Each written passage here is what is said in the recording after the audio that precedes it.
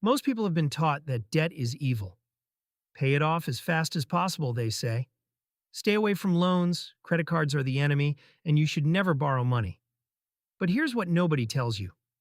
The wealthiest people on the planet use debt as their primary wealth building tool. In fact, the average millionaire has multiple forms of debt working for them right now. So if you've been avoiding debt like the plague, you might actually be holding yourself back from the wealth you deserve. Let me show you exactly how this works.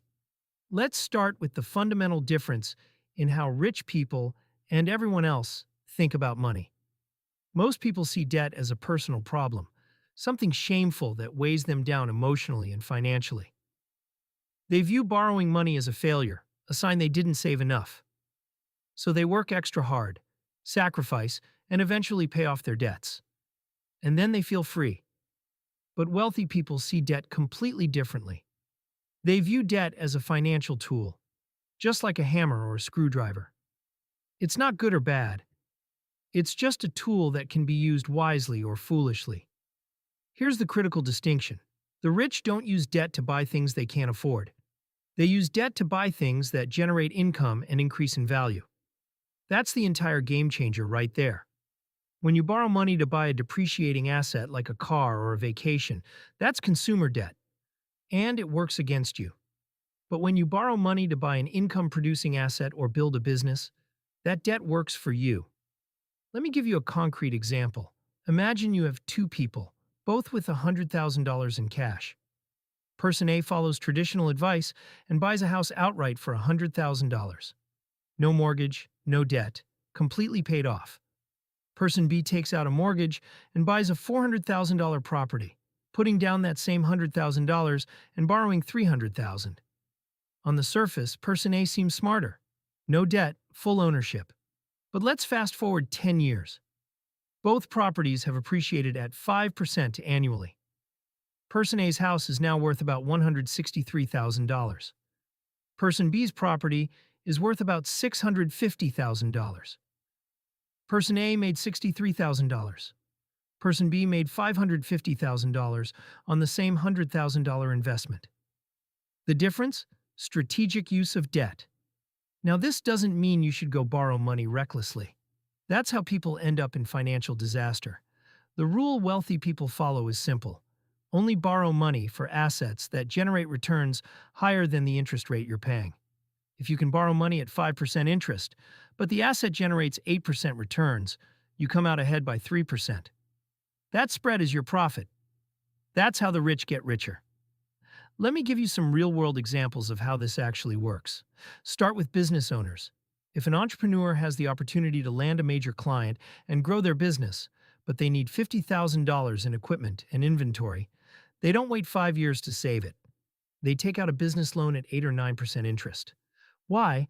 Because that investment will generate $100,000 in additional annual revenue. The math is obvious. They're willing to pay 9% in interest to make 20% in returns.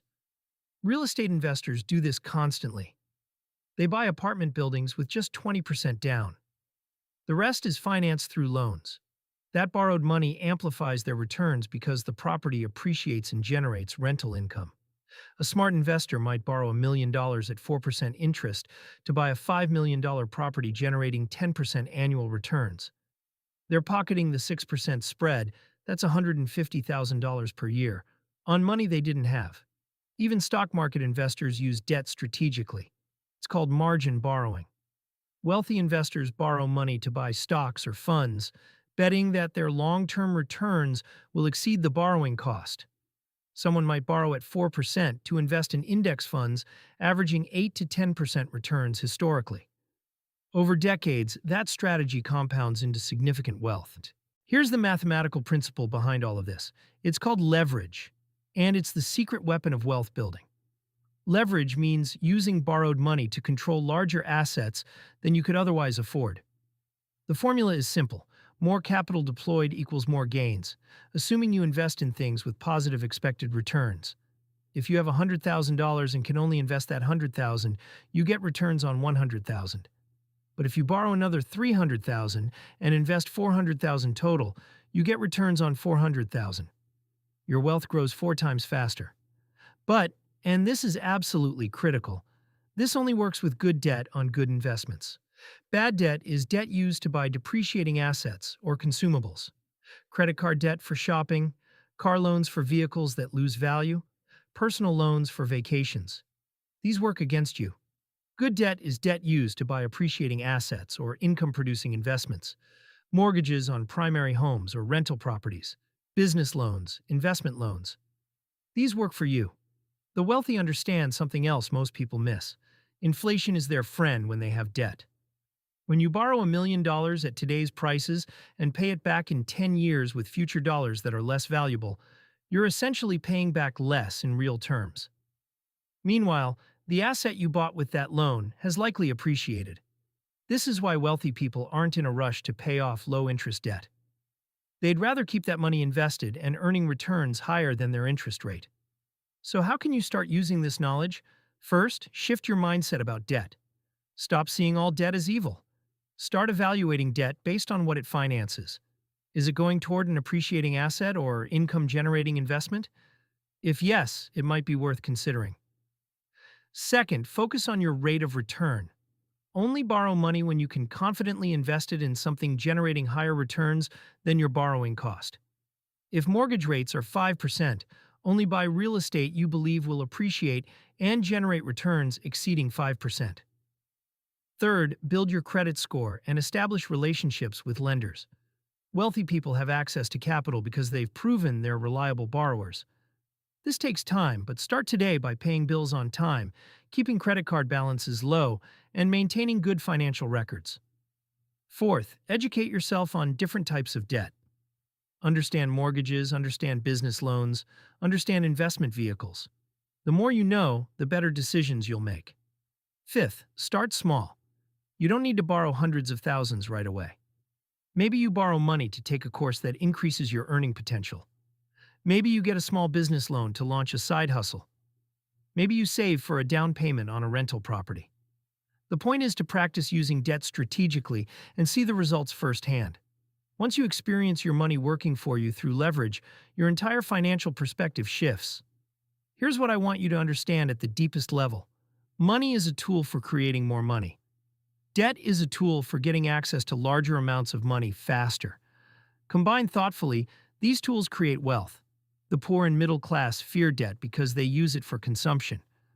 The wealthy embrace debt because they use it for investment. You get to choose which camp you want to be in.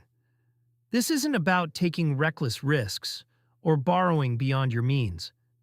It's about understanding that strategic debt, deployed intelligently toward appreciating assets, is one of the most powerful wealth-building tools available to you. Every major wealth builder you've ever heard of used debt strategically.